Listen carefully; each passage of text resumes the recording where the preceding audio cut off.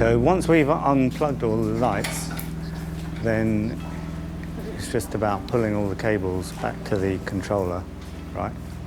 Should we take the disco ball, by the way? Well, we packed down the system. We de-rigged it completely.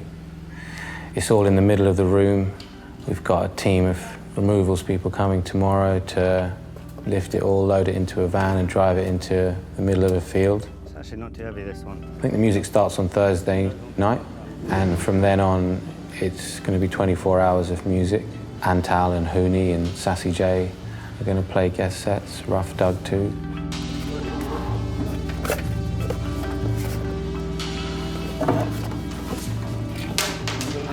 Beauty and the Beat is a party that we go to religiously.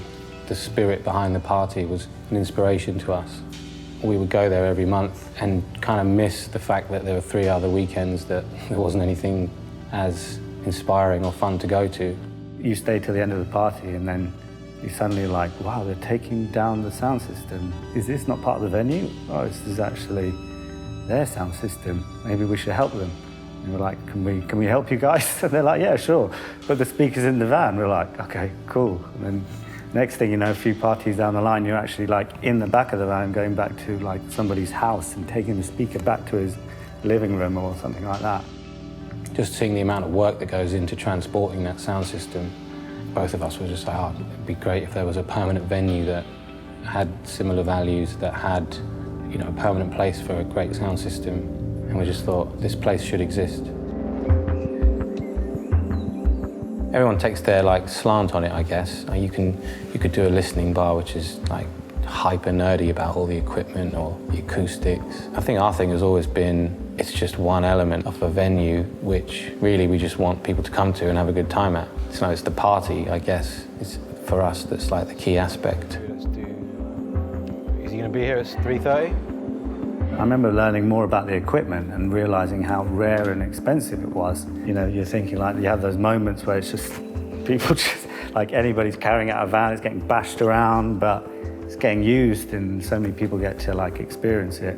Whereas I think a lot of people actually treat those speakers and things like very prized possessions. You see them on eBay for lots of money and they're in mint condition, and they'll probably sit in this living room with lots of expensive antique furniture or whatever.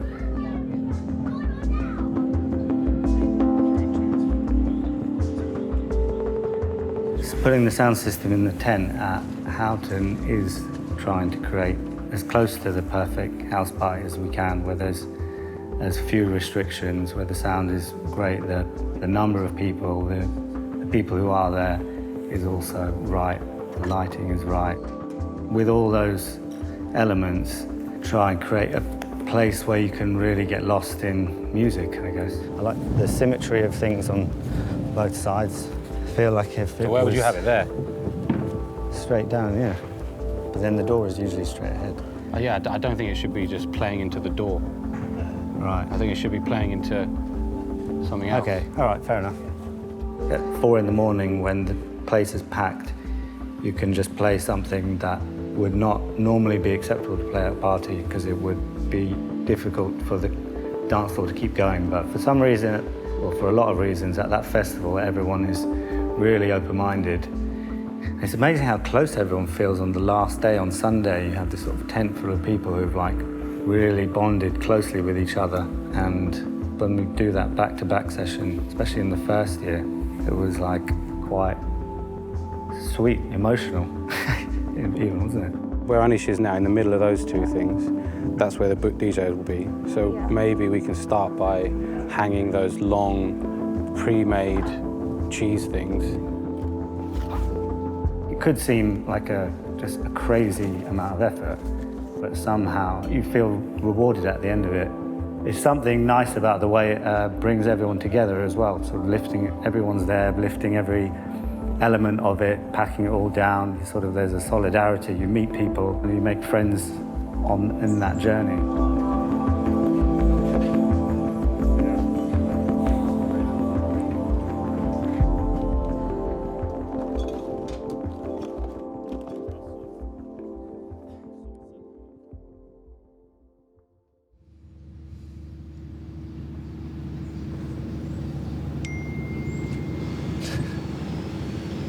Loads of rumors flying around. Apparently some teams have been notified not to arrive and it's been cancelled due to the wind conditions. That'd be a first.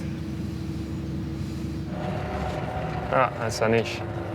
We just, I got a text from James who said there's some rumors that the festival might be cancelled. What? Because of the winds on Winds? Saturday. There's 60-mile-an-hour winds. So, I don't know. Whoa. Thunderstorms, yellow warning of wind, strong winds, expected to cause disruption. Saturday daytime, coastal route seafront. Short-term loss of power and other service possible.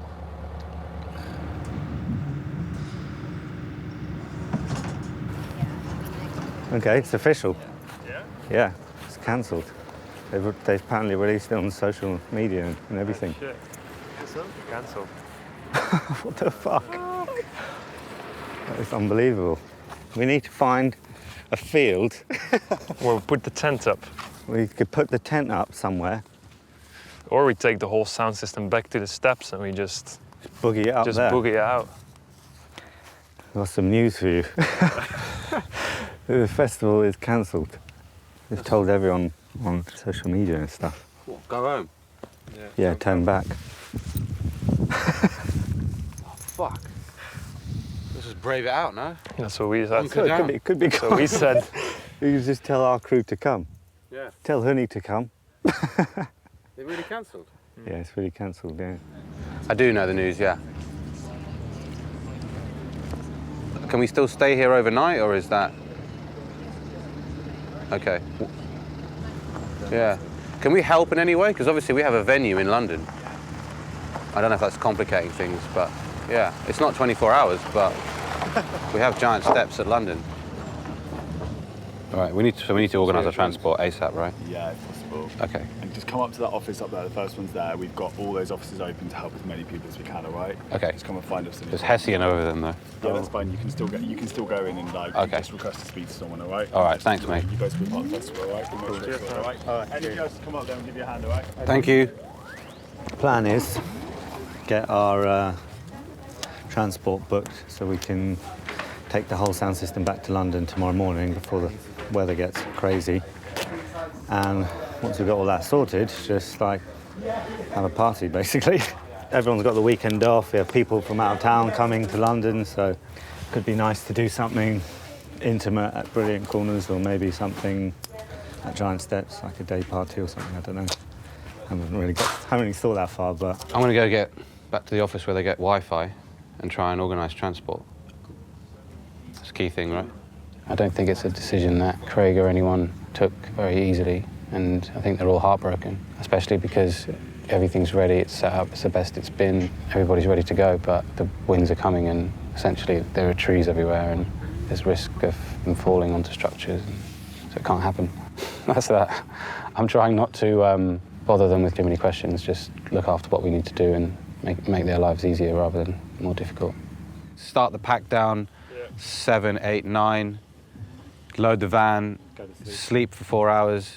or however long you want. You can sleep for as long as you want. Go back to London Or without just go sleep, back. no? Yeah, I would do that. I But mean, It's I think like the safest will be you want to get out of here before the shit hits the fan. You know, like you don't want to be packing down with already rain and you know. If it was something of that degree, of like the whole thing being cancelled, it must have been really serious. Therefore, there's nothing to be regretful about. It must have been a good decision, probably argued and toiled over for many, many hours. I'm sure it stressed out a lot of people. So for that reason, I felt like, you know what, this is a big call, but it's been made, and it's sad that it's not going to happen, but kind of I like to feel optimistic usually about situations and just like find solutions. You were just getting ready for like magical moments, you know, and you knew they were going to come, and it's just being like, oh, that's not going to take place here now in the same way. But I guess you're sort of grieving the loss of what you were looking forward to. The amount of work that we put in, I'm pretty bummed that it's not going to happen. I was quite looking forward to this weekend for probably since last year, basically, and so is pretty much everyone that is in our like close circuit of friends. Even the guest DJs were like talking about it, like can't wait to play. Me and Amit were chatting, and we're like, what were we really looking forward to here? Because we get to party all the time. I think what's unique about it is spending a more concentrated amount of time with people you're close with, and sort of the lack of restrictions to really go deep with it, deeper into those relationships, with music also being kind of facilitated with that. We should get together, put it that way. And so we'll find a way to make that happen. And I guess we should do something at Giant Steps.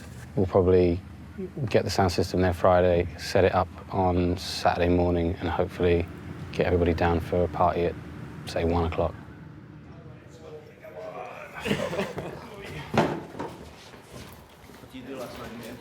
I've got, what are we talking about? 90 minutes. Well, there's loads of people here, so it should be all right. Yeah, same one. That side.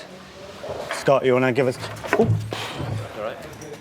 Wow, man, now arms are knackered, man. This is the wrong... Yeah, this is the top bit. I really can't lift anything anymore.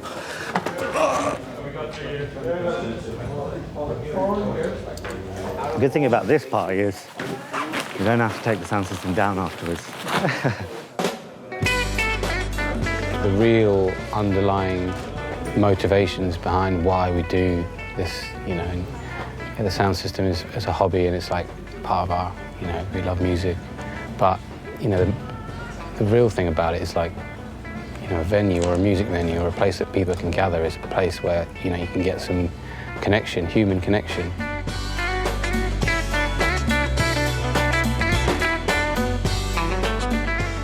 The sound system was kind of a part of an enabling space that allowed all those more human interactions. It's like engaging with all the team members we've had, with loads of have become our really close friends. A lot of the customers, DJs, like compared to our experiences in the corporate world when we worked in it, it's just dramatically different. You know, the number of like-minded people that we get to engage with all the time now.